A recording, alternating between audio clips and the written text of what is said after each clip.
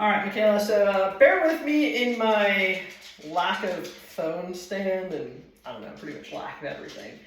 Stuff for working on your shoulder. So a couple things, and I'm not sure if we've ever done this exercise, but there's an exercise called the wall slide. And I think if I've given it to you in the past, it's with a foam roller and you're pushing into the foam roller, but you can easily do it without the foam roller. So we're gonna go actually purposefully right foot forward, left foot back, like you can't see my toes are even with my heel, and then I want you to tuck the hips so you remember that front of the hip lines up at the bottom of the ribs, and then we're gonna put our forearms on the wall. I'm gonna take my watch off because I don't wanna scratch the wall. Forearms on the wall lightly, slightly wider than shoulder width. So we're gonna keep that good position, and then I'm pushing lightly into the wall, and I'm trying to reach up as far as I can go. Now, the goal is to get all the way up and feel like the pointy part of your shoulder blade is down the side of your rib cage. The most important part is that when we're in this position, let's see if I can, maybe if I turn, let's see where I'm at.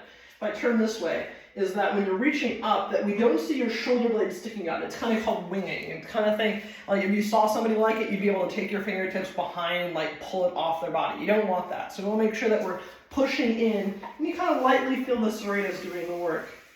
And then we're gonna go up to a light stretch, looking to not feel pain through that front part of your shoulder.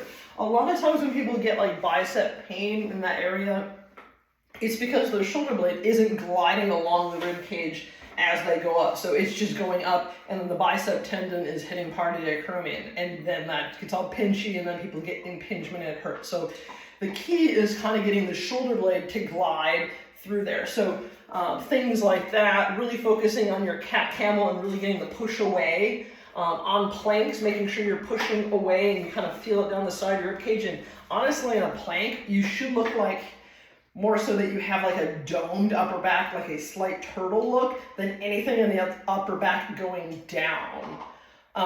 We should definitely do that.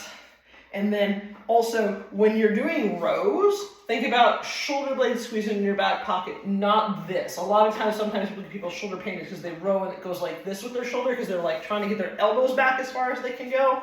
And we want to focus on how much we can get our shoulder blades in our back pocket and keeping that chest more open and proud. Like honestly, this is where I stop because this gets tight for me. That's a personal thing. Everybody shouldn't necessarily get tight there, but we want to stop when we feel it down in this area because we're looking to use the lats, not ending up in this road position. And then anything if like we're doing, I can't honestly remember every single exercise that's in your program right now. I don't know if that's good or bad, but right now my brain is also slightly fried. When we're doing any